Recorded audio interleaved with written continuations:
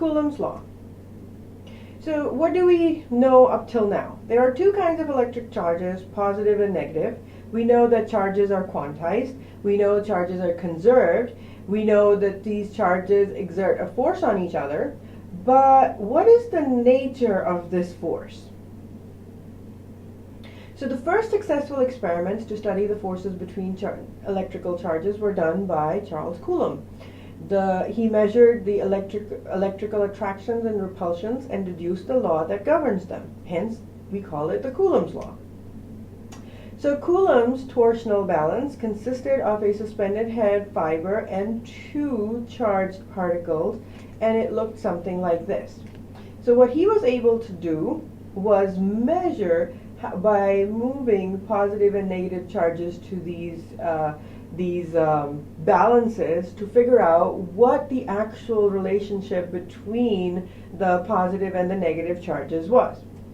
And so the dial allows you to adjust and measure the torque in the fiber and then the force restraining the charge. There was a scale which allows you to read the separation of charges. So Coulomb's experiments consisted of some basic assumptions, which include that he was doing all of these experiments in vacuum. They were all point charges, and there were no mobile ions in them, and then infinite boundaries were used. So what he found out that the charge separation, if he called them, was R. He figured that as R increased, the force between these two would decrease. So he was able to say that the force is directly proportional to 1 over R squared, as the graph showed. He also was able to assume that this force is proportional to the magnitudes of Q1 and Q2, which are the charges of the pith balls that he was using. So based on his experimental observations, he came up with a Coulomb's law that we use, or it's called the law of electrostatic force. So he said if two charges are Q1 and Q2 and are separated by a distance r, they exert a force on each other. This force is proportional to Q1 and Q2 magnitudes, and it is inversely proportional to the r squared, which is the distance between them.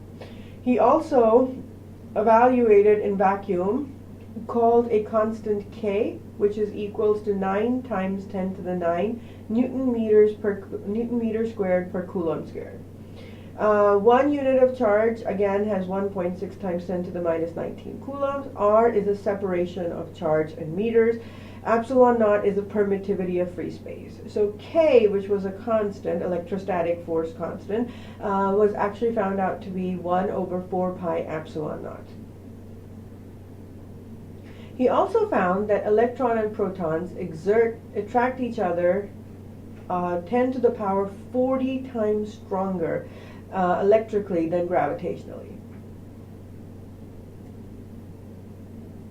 So the vector form of Coulomb's law says like charges repel, unlike charges attract. So Q1 and Q2 the Q1 will be and Q2 will be going away from each other.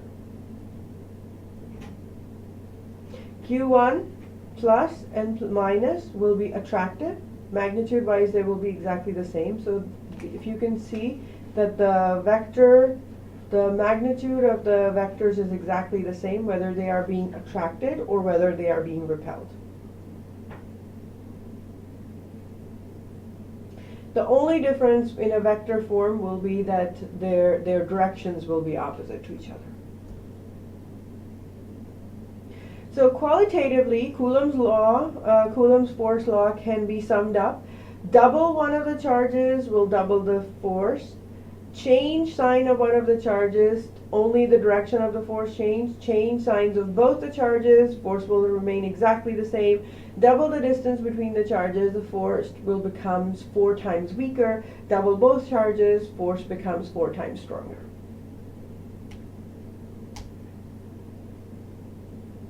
So what about the situation where you have many charges? For that case, we talk about something called superposition. So if you have two charges, there will be a force of one charge onto another charge. So what if you have another force, Q3? There will be a force F31, and then there will be Q4, and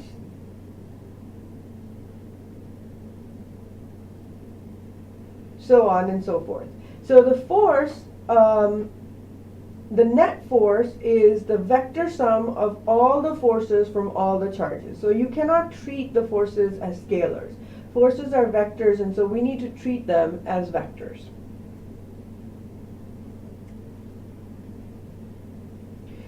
So electrical force is a lot like gravity. It has the same 1 over r squared dependence, but instead of mass, it has charge. This generally means electricity is product of geometry, just like gravity.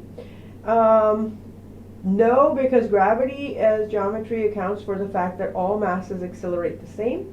This depends on applied force being proportional to the inertial mass. For charged particle, force is proportional to the charge, not the inertial mass. So a proton, a different charge to mass ratio leads to different accelerations. So proton has 1 over 2000 charge to mass of an electron, so proton is basically sluggish. However, due to their similarities,